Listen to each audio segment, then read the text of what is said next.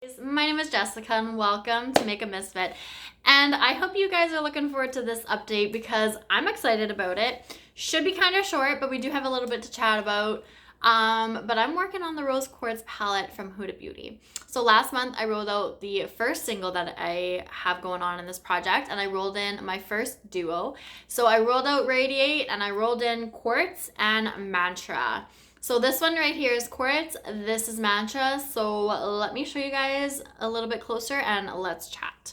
So Mantra is this deep, dark, scary shade that I tend to try to stay away from. Shimmers, mattes, it doesn't matter. I have small hooded eyes, so I feel like they tend to kind of overpower my eyes a little bit. So the brush that I've been using is a pointier duo fiber brush, which I basically just dip in there. I place the product, the shade where I want it, and then I blend it out. And I blend it out to the point where like you'll still be able to see it with other shadows on top of my lids, but it's not overpowering and it doesn't make me feel like my eyes are small. Sometimes I'm still not a big fan of it, but I mean, I do have to hit pan on this shade before I'm able to roll in my trio, because I have to hit pan on both shades before I can do that, which luckily this is the only one that I have left to hit pan on, because Quartz, I've already done that. So with Quartz right here, this happened very quickly, a lot faster than I was expecting. So if you can see, like, there's two tones in this shade, and where the pan is, there was like a gold fleck that I was kind of focusing on. And the day before I hit pan, I think, I had noticed that the shade looked a little strange. Now, I never swatched it to feel the progress of it, so I could be wrong, but it almost looked like there was a little hole going down. But it's not like I know people have shown photos of like their pencil brush. You know how it looks like a drilled hole? It didn't look like that necessarily. It almost looked like it was hollow underneath. It was strange, and I don't have any photos to show you guys. But the next day I hit pan. So it was like 4 or 5 uses maybe. Like, it wasn't very often that I had reached for the shade. When I did, I would build it up a little bit on my lids. So I dip into it maybe 3 times each lid.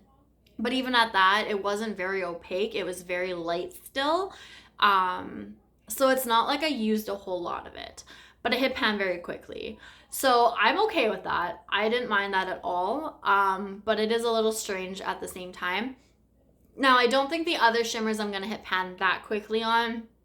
I haven't been really reaching for them, even though I can. I'm mainly focusing on the shades that get rolled into this project. But if I do choose to use any of the shades, especially the shimmers, I'm going to go a little light-handed with them because I don't want to hit pan on something before it gets rolled into this project. Because then I feel like it's just going to kind of defeat the whole flow of how I'm working this. But I can definitely still use them. That's no problem. I've been reaching for these two a little bit, but when I have been, it's been with my finger ever so slightly and just tapping it onto the center of my lid. So it really hasn't been making very much progress, if any at all. So I think once those do get rolled into the project, I'll be fine. And I won't have to worry about hitting pan too quickly. But I didn't use this shade at all prior to rolling it in, I don't think. I think it was like totally untouched. So for it to take maybe about 4 or 5 uses, give or take another 1 or 2, can't say specifically. It definitely was pretty fast. But again, it's not so bad. Because at least now I only have one more shade to focus on, which is, of course, the deep dark one, before I can roll in my trio, which I'm really looking forward to. But I feel like I might be stuck at this duo for a little bit longer. Luckily, we're going into winter, so it's the perfect time for me to use that shade, because I would not be using it any other time of the year, especially like spring, summertime. I would be having a really difficult time trying to reach for that. But with winter around the corner, it's definitely helping. So I feel like if I continue to use it the way that I have been, I'll be able to get there. I know I will. It might take a little bit of time, so don't expect too many changes between now and at least the next month or 2.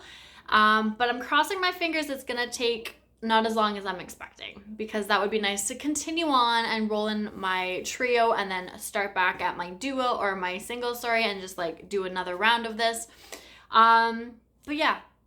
that's what the palette's looking like. So I hit one pan, which is really exciting. I've got one more to go, and then I can roll in my trio, which I'm really excited about, moving on to some new shades in this palette. I really do enjoy it, even though I said I haven't been reaching for too many of shades outside of the ones I'm focusing on. When I do, I really enjoy the looks that come out of it. I'm happy that I have this palette. It's beautiful. I absolutely adore it.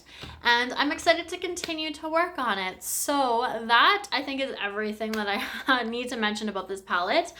But yeah, that's it. So thank you guys so much for watching. I will see you guys later. Bye.